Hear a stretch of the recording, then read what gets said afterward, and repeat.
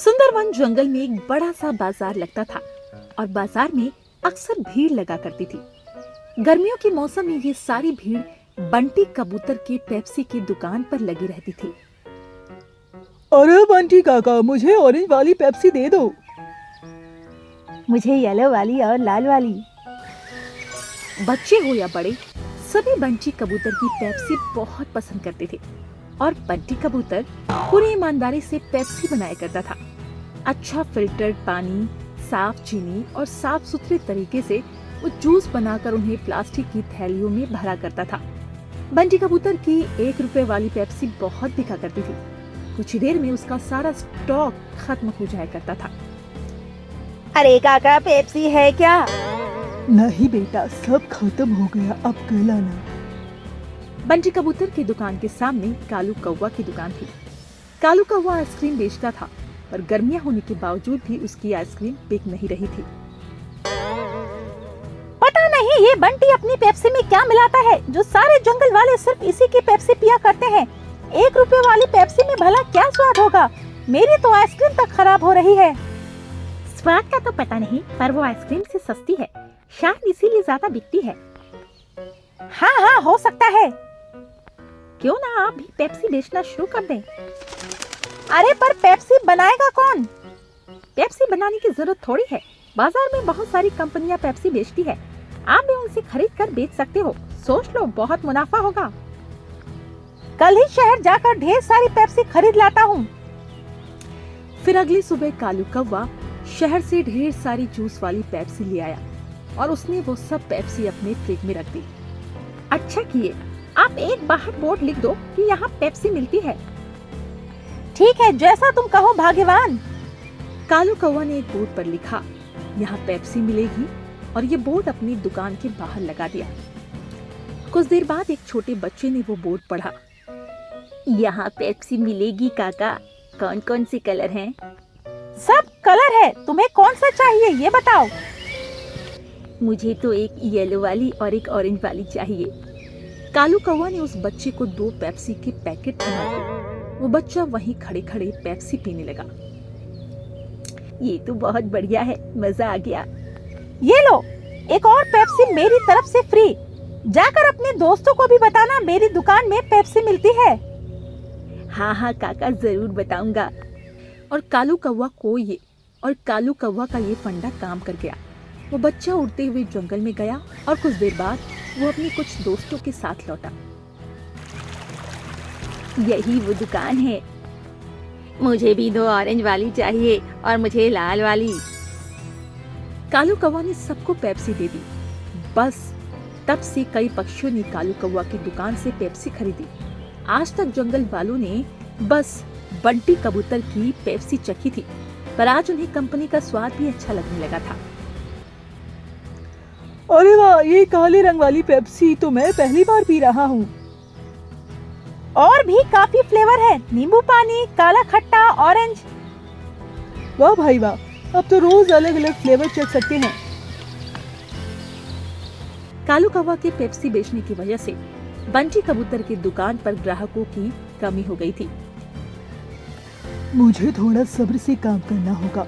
कालू ने नई पेप्सी बनानी शुरू कर दी। इससे जंगल वाले उसकी दुकान पर जा रहे हैं, पर मुझे यकीन है कि वो सब लौटेंगे। बंटी कबूतर अपने आप को तसल्ली दे रहा था। अगले कुछ दिनों तक कालू कौवा की दुकान पर पेप्सी के लिए भीड़ लगी रही और यहाँ बंटी कबूतर का धंधा मंदा था। तभी वहाँ पर टुनटुन चिड़ा बंटी कबूतर की दुकान पर आ जाता है और कहता है, क्या हुआ बंटी, आज परेशान लग रहे हो? अब क्या बताओ भाई, कालू कौवा शहर से पेप्सी लेकर बेच रहा है। अब तो मेरे ग्राहक भी कम हो गए हैं। कोई बात नहीं, ये बस कुछ ही दिनों की बात है। कोई भी नई चीज के पीछे जंगल वाले दौड़ पड़ते हैं। तू तो जानता है, सब्र रख, सब ठीक हो जाएगा। और मुझे यकीन है तेरी पेप्सी शहर की कंपनी वाली पेप्सी से अच्छी होगी। अब एक काम कर, मुझे 10 पेप्सी दे दे। आज शहर से मेरी बेटी और उसके बच्चे आ रहे हैं। ठीक है। बंटी कबूतर ने टुनटुन चिड़ा को 10 पेप्सी दे दिए और वो खुशी खुशी वहाँ से चले गए। बंटी कबूतर अब भी दुखी था। टुनटुन चिड़ा अपने घर पहुंचे और उन्होंने दोनों बच्चे को एक पेप्सी दी। पापा, ये पेप्सी अच्छी नहीं होती, इनमें मिलावट होती है जिससे बच्चे बीमार पड़ जाते हैं। बेटा, ये पेप्सी हमारी बंटी भाई खुद बनाता है, बिना मिलावट, साफ ढंग से। इसे तो हम कई सालों से पी रहे हैं और अब तक कोई बीमार नहीं हुआ। टुनटुन चिड़ा ने एक पेप्सी अपनी बेटी को दी। उसने वो चखी। वाह पापा, ये तो बहुत अच्छी है। कुछ ही देर में सारी पेप्सी खत्म हो गई। पापा, आपने ये कहाँ से ली? मैं थोड़ी और ले लेती हूँ। बाजार में तुझे बंटी कबूतर की दुकान दिखेगी, इसमें बड़ा फ्रिज होगा, उसी की दुकान से मैं लेकर आता हूँ।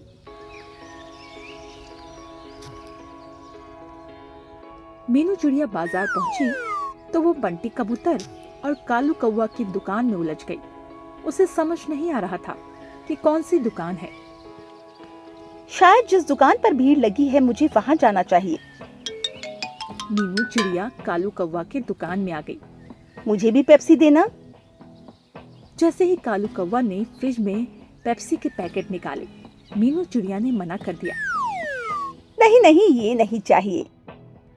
अरे अभी तो आपने पेप्सी मांगी। हाँ, पर ये केमिकल वाली नहीं चाहिए। वहाँ खड़े हरी तोता ने मीनू से पूछा, बहन, इस पेप्सी में कौन सा केमिकल है?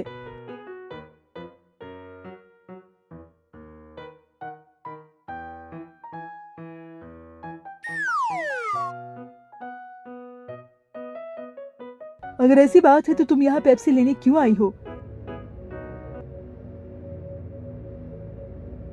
अच्छा, तो आपको बंटी भाई की पेप्सी लेनी है? उनकी दुकान सामने है। मीनू चिड़िया वहाँ से चली गई, पर आसपास के सभी पक्षी शहर की केमिकल वाली पेप्सी की बातें करने लगे।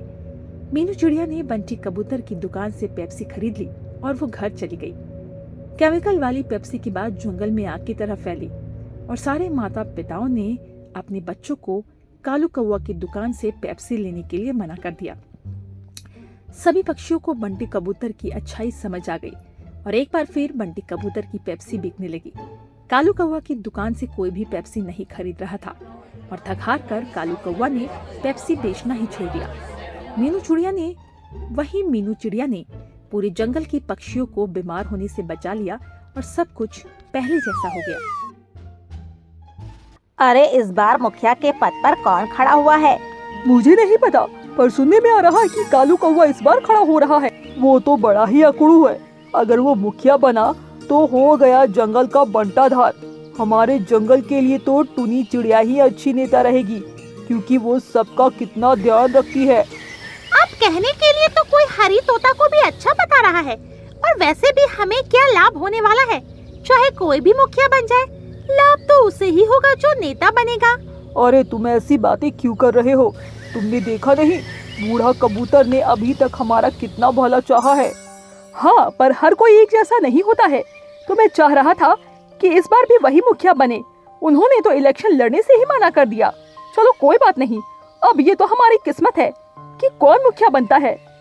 इसके बाद सभी पंछी इसी तरह बातें करते रहे। जंगल में अभी इलेक्शन का माहौल बना हुआ था और कुछ उम्मीदवार थे जो चाह रहे थे वही जीते, जिनमें कालू कौवा, हरी तोता और टुनी चिड़िया थे। पर टुनी चिड़िया अभी खड़ी नहीं हुई थी। वो मन बना रही थी क्योंकि उसे पता था वो इन दोनों के सामने टिक नहीं पाएगी, क्योंकि ये लोग पैसा, बल, बुद्धि हर तरह से काम करेंगे, जबकि टुनी चिड़िया बहुत ही गरीब थी। वो बुद्धि से तो काम कर सकती थी, पर पैसा और बल उसके पास नहीं था। क्यों टुनी चिड़िया, तुम इलेक्शन में खड़ी नहीं हो रही हो क्या? अरे नहीं नहीं, तुम्हें तो पता ही है कि कालू कौवा और हरी तोता के सामने मैं कहाँ टिकने वाली। अरे तुम ऐसा क्यों कर रही हो? तुम तो बहुत ही अच्छी नेता हो। तुमने मुखिया के साथ मिलकर कितने अच्छे अच्छे काम किए हैं। ये तो है, ये तो जंगल के ऊपर है कि वो किसे चुनता है। हाँ, ये तो तुमने बिल्कुल ठीक कहा। ये तो जंगल के ऊपर है, वो किसे चुनता है। इसलिए तुम भी खड़ी हो जाओ, शायद तुम ही हमारी मुखिया बन जाओ। और वैसे भी मैं तो चाहती हूँ कि तुम ही हमारी मुखिया बनो। ये सुनकर टुनी चिड़िया बहुत खुश हो जाती है और वो भी मुखिया के पद के लिए खड़ी हो जाती है। समय तेजी से गुजर रहा था। कालू कौवा अपना प्रचार जोरों शोरों से कर रहा था। वहीं हरी तोता भी जीतने के लिए बहुत पैसा खर्च कर रहा था। इन सब को देखकर टुनी चिड़िया बेचारी बड़ी ही दुखी थी, क्योंकि वो बस लोगों के सामने विनती कर सकती थी और वो वही कर रही थी। एक दिन टुनी चिड़िया अपना प्रचार करने के लिए जा रही थी।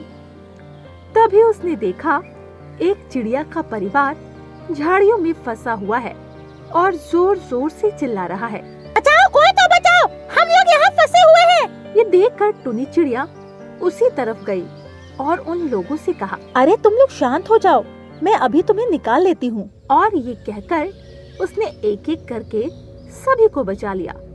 पर एक चिड़िया का बच्चा उसी घर में फंसा रहा। इस पर उस चिड़िया ने कहा, मेरा एक बच्चा अभी भी इसी घर में है, उसे बचा लो वरना वो मर जाएगा।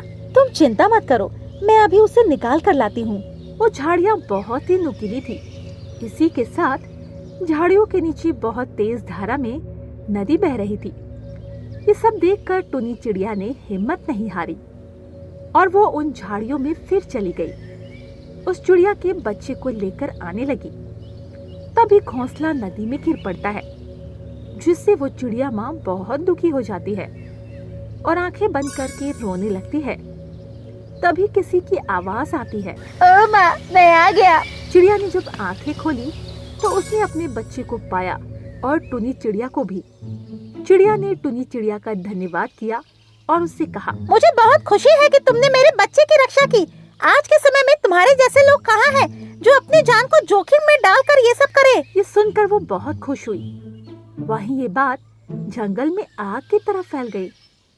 टुनी चिड़िया ने चिड़िया के बच्चे और उसके परिवार को बचाया, जिससे सभी लोग टुनी चिड़िया की वाहवाही करने लगे।